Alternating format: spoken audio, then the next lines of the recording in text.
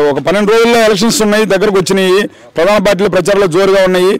రేపు రాబోయే ఎలక్షన్స్ లో అసలు ఎవరు గెలుస్తారని చెప్పి మీరు అనుకున్నారు? అసలు ఏ సీఎం ఏ పథకాలు తెచ్చారు, ఎవరు బాగా చేశారంటారు ఇప్పుడు ఇంతకాలంలో? జగన్మోహన్ రెడ్డి మా సీఎం.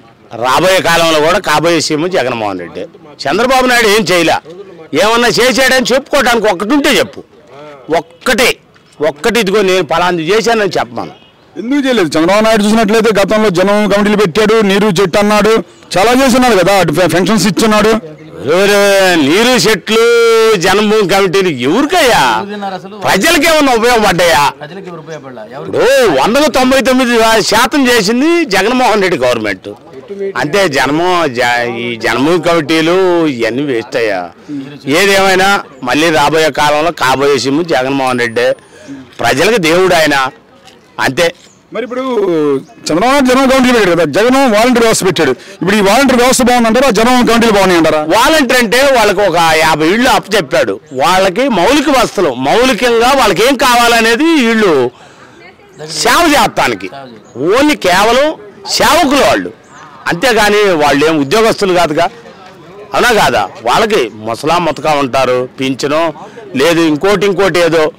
అందువల్ల మౌలిక వసతుల కోసం వాళ్ళకి పెట్టాడే కానీ వాళ్ళ గురించి మనం తప్పు అనుకోవటానికి లేదు. మరి ఇప్పుడు చంద్రబాబు నాయుడు సూపర్ 6 అంటున్నాడు, 6 గ్యారంటీలు అంటున్నాడు. మరి జగన్ కంటే పథకాలు అనేవి ఎక్కువగా మేనిఫెస్టోలు పెట్టినాడు కదా, మరి ఎలా ఉండబోతుంది ఆ మేనిఫెస్టో ప్రభావం మరదంటారా వైసీపీ పార్టీ పైన? సరే, అయితే చంద్రబాబు నాయుడు పెట్టిన సూపర్ 6లో ఒక ప్రశ్న చెప్పు. మహిళలు ఫ్రీ బస్సు, ముఖ్యంగా చూస్తే ఆడవాళ్ళకు వంట వండుకోవడానికి గ్యాస్ సిలిండర్లు, మా స్త్రీ మహాశక్తి పథకం. మామూలుగా బస్సు ఎక్కాలంటేనే డబ్బులు ఇస్తేనే బస్సులు లేవు, అది ఫెయిలు. ఇక సిలిండర్లు మనం డబ్బులు ఇస్తేనే వారానికి సిలిండర్ రావట్లేదు, డబ్బులు ఇస్తేనే అది ఫెయిలు. అన్ని ఫెయిలే కదా వాళ్ళు పెట్టి. అసలు మీ ఇంట్లో పిల్లలు మీరు ఎంతమంది కానండి, మీ పిల్లల్ని కోటి నుంచి చెప్తాను చూద్దాం ఒకటే మాట. వీళ్ళ కోసం మళ్ళీ మేము ఏడకనమంటావా? మళ్ళీ మేము ఎకరం భూమిని సంపాదించుకోవాలంటే కోర్టులో ఉంది. ఆయన కోసం మేము కనొద్దు. మా ఇద్దరు పిల్లల్ని మేము సంతోషంగా చదివించుకొని బాగుపడతాం. మాకు బాబొద్దు జాబొద్దు, మా పని మేము చేసుకుంటాం, అదే సంతోషం. ఓకేనా?